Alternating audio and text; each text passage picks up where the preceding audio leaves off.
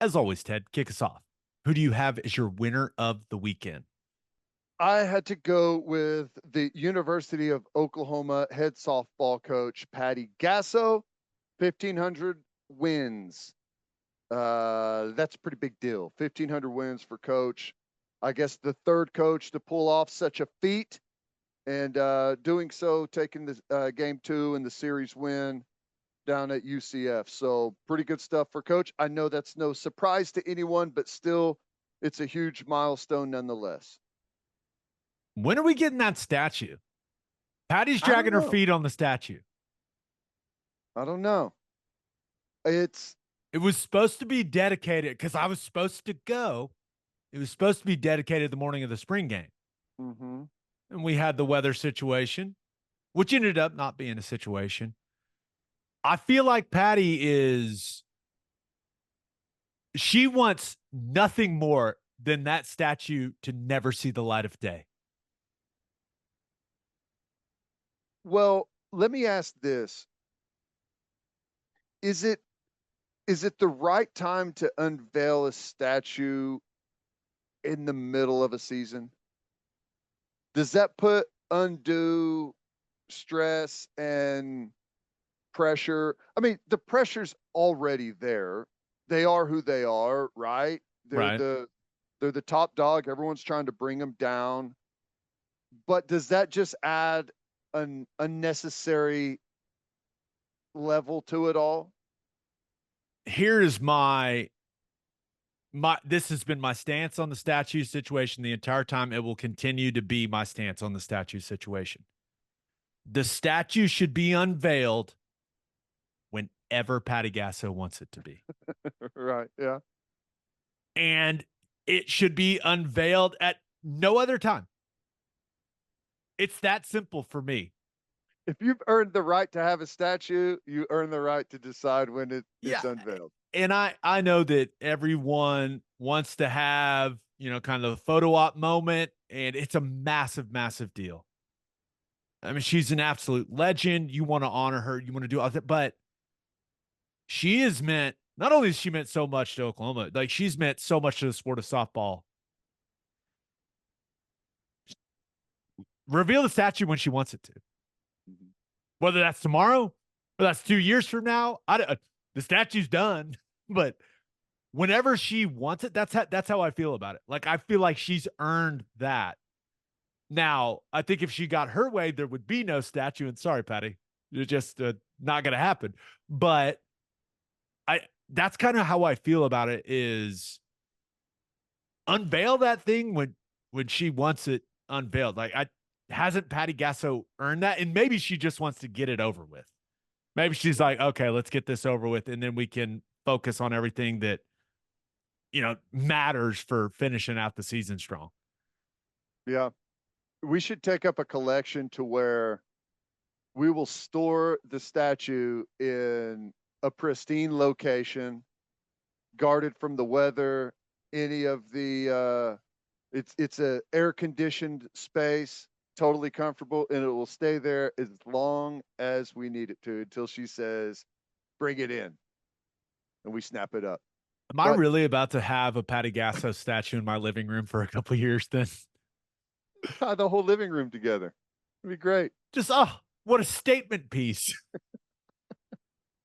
Well, I know they're in a the season has unfolded in an interesting manner, and things are going to get really tough here down the stretch when this thing gets decided for the Big 12, and then they roll into the postseason. They've got some things they're working through as a team. So if if you need to put it off, put the thing off. I got no problem with that. Yeah, I am. I just think that the statue, it is what it is, but this thing's about to ramp up, man. As the NBA playoffs and the softball postseason, we're gonna have to merge it all into football guys talking basketball and softball. We got to give the people what they want, man. And baseball, don't leave baseball out What have they because won? 9 in a row? at least eight. maybe it is 9 in a row. I went out to the game Friday against Texas. That was fun, man. That was so fun. We sat out there in the outfield, in the right field on the berm, and it was a great crowd. There, there was some of the best heckling of their center fielder I've ever heard. It was great, and it went on for 2.5 hours. It was fantastic. Did you participate in said heckling? A little bit, a little bit, Yeah. a little bit. It was You fun, can man. you can chirp with the best of them. Oh, yeah. I had a couple interesting takes out there that kind of caught on, turned into mantras throughout the rest of the night. But they got a chance. They're playing too now. They didn't play yesterday because of weather, but got on them Friday night. Offense was great, pitching was great, and they're playing the doubleheader today. So we'll see if they can get that series win. It's going to be set them up really nicely to take the Big 12 regular season, which I don't think they've ever done. Who do you have as your loser of the weekend? I can't wait to hear what you have to say about this. The Atlanta Falcons taking Penix right after they signed Kirk Cousins to a free agent deal. They gave Kirk Cousins $100 million guaranteed, a contract worth $180 million bucks, and then they used their first pick in the draft to take a quarterback, and they don't discuss it with Kirk Cousins until the night of the draft. It seems like if this was your plan, this would have been part of the conversation with Kirk Cousins all along. Whenever it's deceitful, in my opinion, to bring a free agent quarterback in, kind of because he's going to a bunch of different places, right? The Falcons weren't the only place to talk to Kirk Cousins. He goes a bunch of different places. Everyone lays out their plan.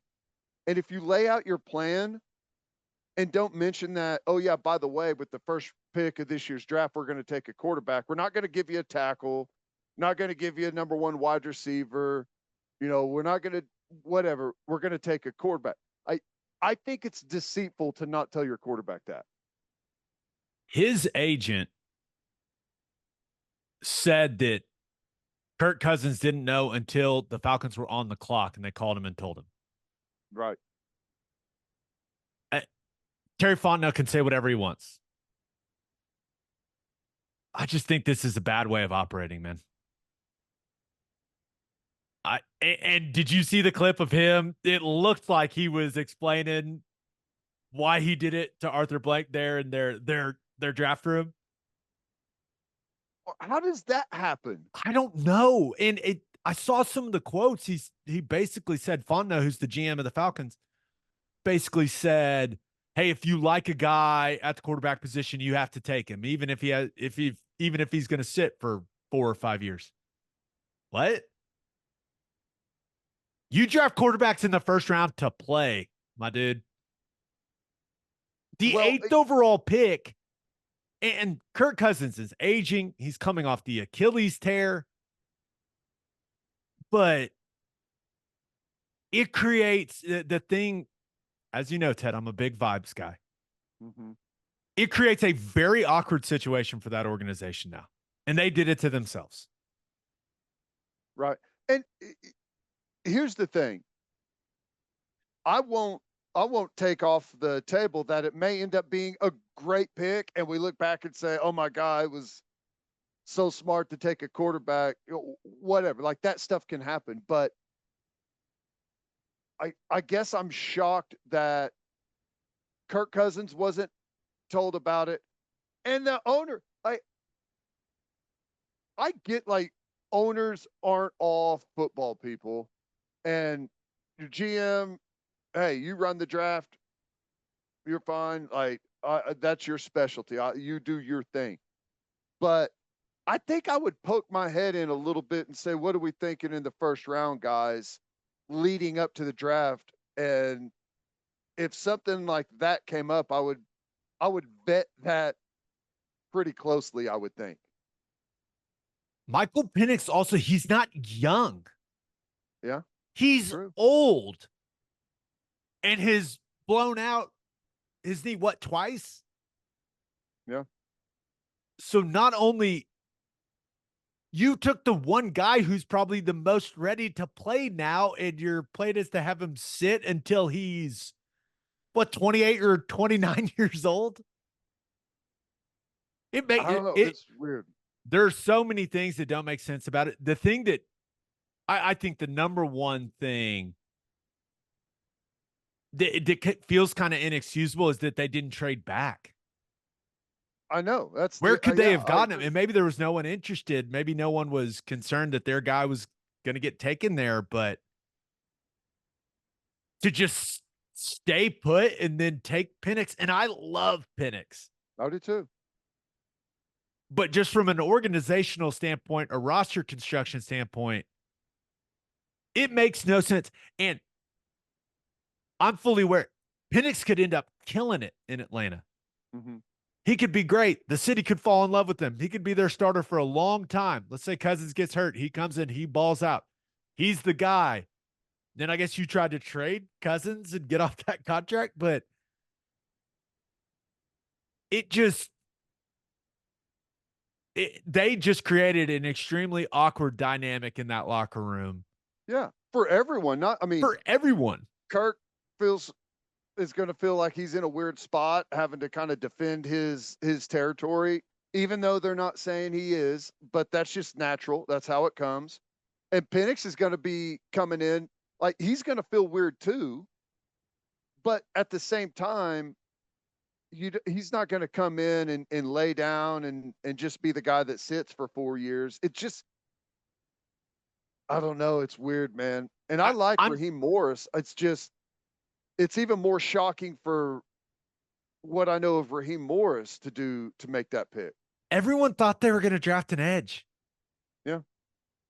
and they drafted a quarterback that a lot of people viewed as maybe a late first rounder. Mm-hmm. A lot of people thought he was going to go in the second. There's always the quarterback that it's hard to say, is this kid a great college player or is he a great quarterback? Because there's two different things. There's some great quarterbacks in college that play, and it's just they're not set up for whatever reason to go to the NFL. And it felt like Penix was maybe that guy of this group of quarterbacks this year, you know? It's like great in college. He's like all the things that he's done are fantastic. Is it does that transfer to the NFL? And I don't know. That and he's old. It has been injured. Can't play football. He's too old. He's too dang old. Now, I think, I mean, you could just tell by the guy's reaction on the draft coverage, everyone's mind was just blown, No. including Kirk Cousins. Apparently, just signed him to that massive deal, and then But it all goes back to that for me. I believe, and I'm not ignorant to the fact that this is big business, and sometimes this is how things work. I get that, but it's still you're starting off with your new quarterback on a deceitful move. It just changes the dynamic between the franchise and the player automatically with trust, right? You laid out your whole plan for me. You didn't ever mention taking a quarterback in the first round. and there's a Early in the first round. difference. There's a difference between what the Packers did with Jordan Love in the 20s Yep. and picking a guy at 8. And taking a guy in the 20s when you've had a quarterback that's been there 10 years. Right. Who has all those relationships. We have it's time to develop. We have to at some point start to develop your predecessor, you know. And this is, I don't feel bad for Kirk Cousins. He's made an incredible amount of money. Seems like he's a great guy. Seems like he's got a great family. I think the QB documentary on Netflix has done wonders for him and his popularity. But let's be serious. Who do we think Atlanta fans are going to want to see? You've got this younger, exciting guy in Michael Penix who you just drafted at 8. And then you've got Captain Cole's Kirk Cousins. It's like if Cousins struggles at all, that could get I'm not going to say the fan base is going to turn on him, but you just created that for him. Let me ask you this. Not that we have to spend forever on this, but do you think there was any sense from Atlanta, and they're not saying this, that Kirk's recovery is maybe not going the way that they had hoped? That's the only thing that makes sense in my head. The quote, the Fondo's quote about sitting Penix 4 or 5 years, I read that, and I read it on Twitter, and I was like, I got to go make sure this is a real quote. That's how stupid it was. Right. And it was. It's real. So that would be the only thing that makes sense is 3 months from now, we find out that he had some type of setback with the Achilles or something. But you got his agent putting out statements to NFL Network. That's not good. Yeah, no, I agree. It's going to be, add that to the soap opera, the NFL of storylines to watch, right? Oh, Atlanta fans are going to have a close eye on Kirk Cousins. He better not slip up because Michael Penix seems like the type of guy that fan base could get behind. So he's exciting. He's a left-hander. Like everyone wants to make the Michael Vick comparisons. You know, go back to the in the day with Vick there in Atlanta. I just feel like they just created an awful situation for their starting quarterback. They did it to themselves too, man. It's wild. Strange. We'll see how it ends up playing out, but very strange. All right, let's get to my winner and loser. But first, attention business owners, you need Insurica in your life. Insurica is one of the country's largest insurance brokers with 30 offices throughout Oklahoma, Texas, and the Southwest. Insurica is able to customize programs by accessing the latest information from many insurance carriers. They compare and contrast coverage offerings and pricing in order to design a cost-effective, comprehensive program to meet your business's specific needs. If your business partners with Insurica, you'll save huge amounts of money and take back control of your total cost of risk.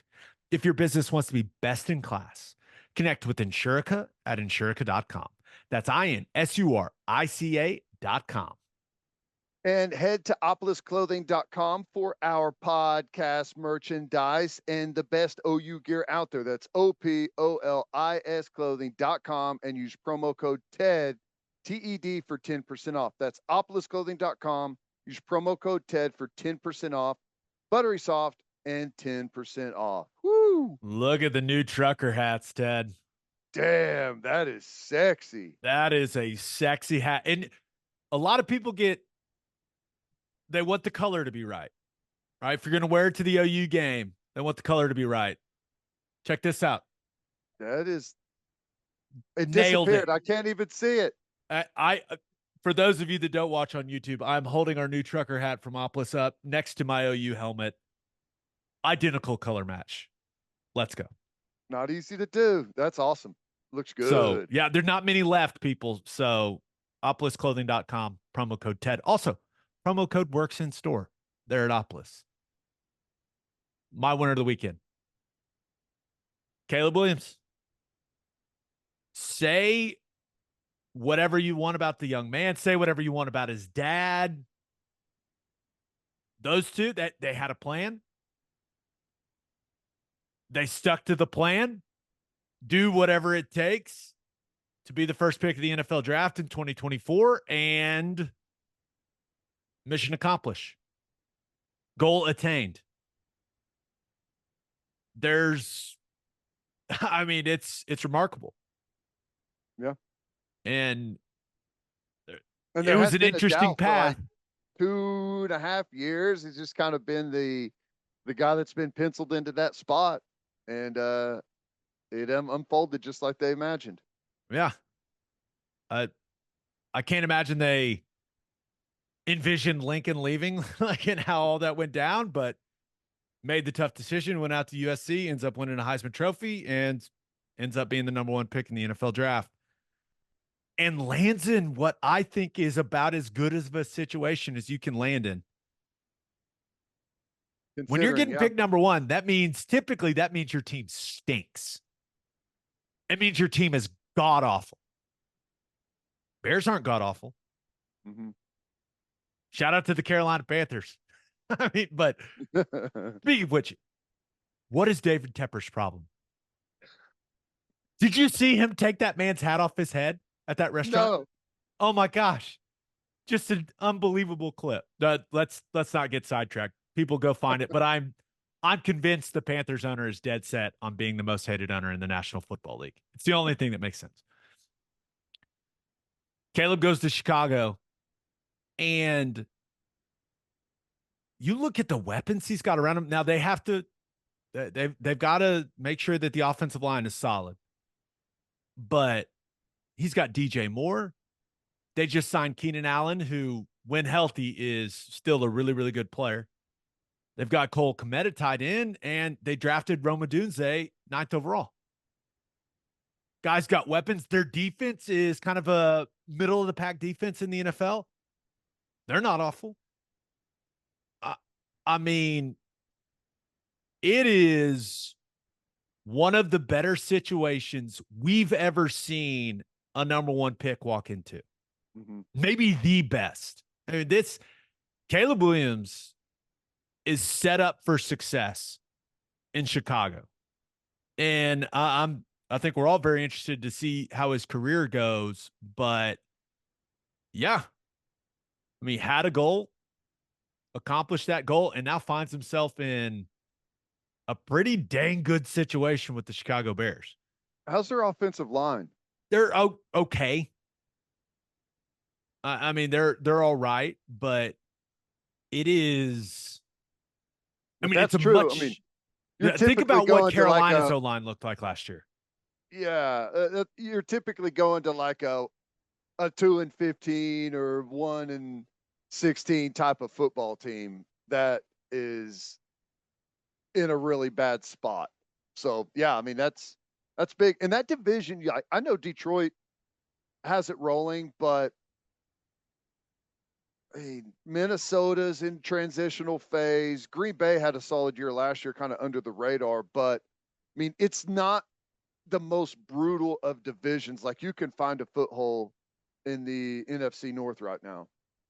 Yeah, they gave up 50 sacks last year. That's with Fields. That's a lot, but you know, we'll see. I just think with what we've seen in the past for a lot of these number 1 overall quarterbacks, this situation for Caleb Williams is just, it's about as good as you can ask for when you're going number 1.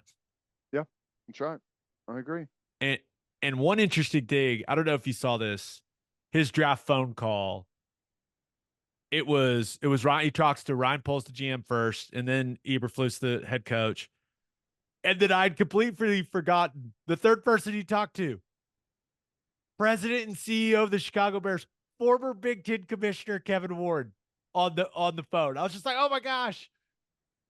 Yeah, that was a interesting transitional phase that Kevin Warren went into, but we'll see.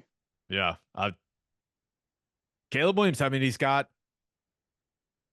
walking into as good of a situation as you can ask for, being the number 1 overall quarterback. So, yeah, but he's my winner of the weekend because they had a plan, and say what you want about how it all went down, but they executed the plan. They got the guy they want. The Caleb Williams and his camp got the the spot that they were coveting for so long. We'll see how it works out. Yep. My loser of the weekend, thought about going with Spencer Rattler. Some weird Spencer Rattler discourse this weekend. What was that? I don't know. It's like, who cares what his attitude was like in high school? That was 5 years ago. He was a kid. It Was it 5 years ago? Right, it's a long time ago. Yeah, Yeah, it seemed like a really weird draft experience for him. A bunch of chatter questioning his character and his leadership so much that like Shane Beamer fired a tweet off defending him. Like that's yeah. how bad it got. Ian Rappaport's up on the desk on NFL Network saying that teams were bothered by how he came off in the QB1 show. I don't know. He ends Someone up going had in the to fifth like. round. Someone had to like. I It feel felt like like that's people were out to get Spencer Rattler this weekend. It was really strange to me. that felt like a planted piece of dialogue there.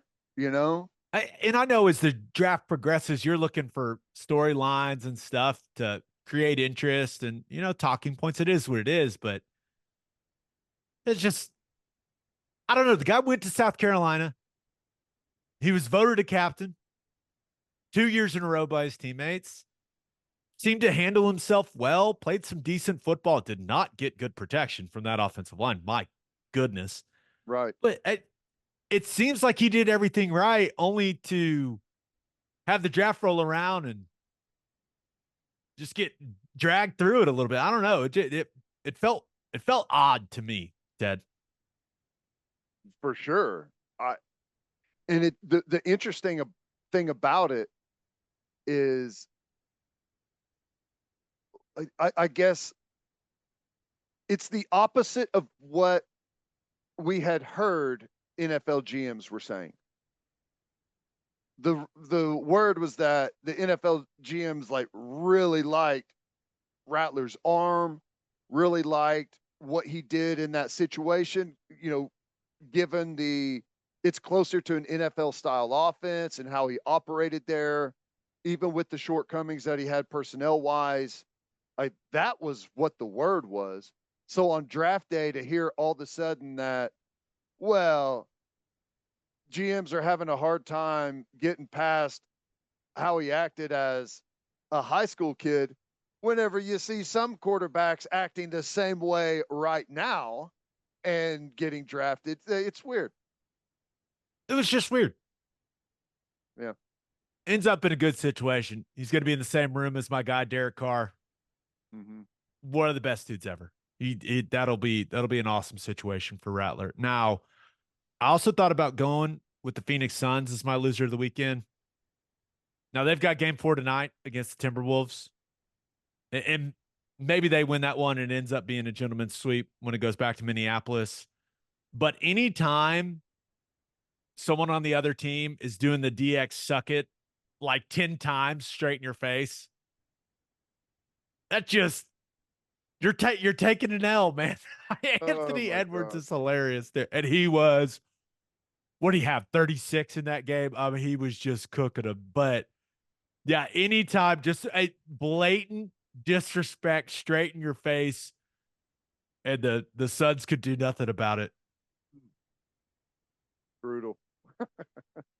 That organization's in a interesting spot with Yeah. Ishbia to that new owner. They have no moves to make. I'm not going to lose sleep over it. I know that, but it's interesting. But my loser of the weekend, Denver Nuggets. What happened? The streak is over. The streak ends at 11. Nuggets finally lost to the Lakers. Now it's going to be a gentleman's sweep. They're going to win Game 5 in Denver, but I just wasn't going to believe it until I saw it, and we finally saw it. Credit to LeBron James and Anthony Davis. Those two guys were fantastic. LeBron was awesome in the fourth quarter. What do you have? 30 points. Anthony Davis, 25 and 23. Our guy, Austin Reeves, boomer, dropped a 21 piece. Was huge for the Lakers, but it was so weird. The Lakers were up double digits, and I was just sitting there waiting, going, okay, Denver's going to do it anytime now. And it never happened. And I think we all were surprised. Yeah. Yeah. Take it back home to Denver, get another home game, squeeze another home game out of there, get some revenue out of the thing. No big Smart. deal. But LeBron, he turned it on. If there's any doubt whether or not LeBron still has it, and maybe he doesn't have it for an entire season or maybe an entire series, but for a one game situation at 39 years old, he's, and trust me, I hate saying this, but maybe the greatest athlete ever. The greatest athlete ever. Yeah. I've said it many times on here. People want to bring up Bo Jackson. People want to bring up Deion Sanders. No. The best athlete I think we've ever seen is LeBron James. Yep. And to do it as long as he has is that, I mean, it's nuts what he's and doing at his age, man. He hasn't had any serious injury. He's had some. He hasn't had like a catastrophic, like an ACL right. or an Achilles or anything like that. But it's impressive. I just the main clip from that game is going to be him yelling at Darvin Ham to challenge one of the calls, which is so funny. But he, at his size, it is just unreal what he does. I mean, I truly believe he's the best athlete we've ever seen. That being said, Jokic does one thing a game where I'm just like, wait, what was that? And he had one in this one. He's like running full speed on a fast break and just like taps the ball, just like pats it up in the air to Michael Porter Jr. for a dunk. And coming from a guy his size, some of the stuff he does, you're just like, wait, what? He is so fun to watch. It's like, whenever you watch some of the old school NBA like highlights, it's like, you would never see anything like that in today's game. It's like he's like the late 80s NBA highlight reel personified. Oh, I absolutely adore watching him. He is he had 33, 14, and 14. I mean, the guy is just ridiculous. One interesting thing about this series, and I think it's over. I think we're going to get the classic gentleman's sweep here, but Jamal Murray is struggling to shoot the ball. Mm-hmm. And his game winner has kind of overshadowed some of the struggles. But he was 9 of 23 in this one, missed every three shot. He's in a bit of a shooting slump. And the only reason I bring it up is because I look at how he's struggling and I go, maybe the Thunder could come out of the West if Jamal Murray's struggles continue. Dort all over him. What? He's supposed to find it when Dort's running around with the ball series. I'm just saying, Ted, I like where your head's at. I know. I'm starting to I'm just thinking. I'm just thinking down the line a little bit. Just thinking. Yeah, well, think back to that 33, 14, and 14 that Jokic had. And oh, my gosh. Guy's unbelievable.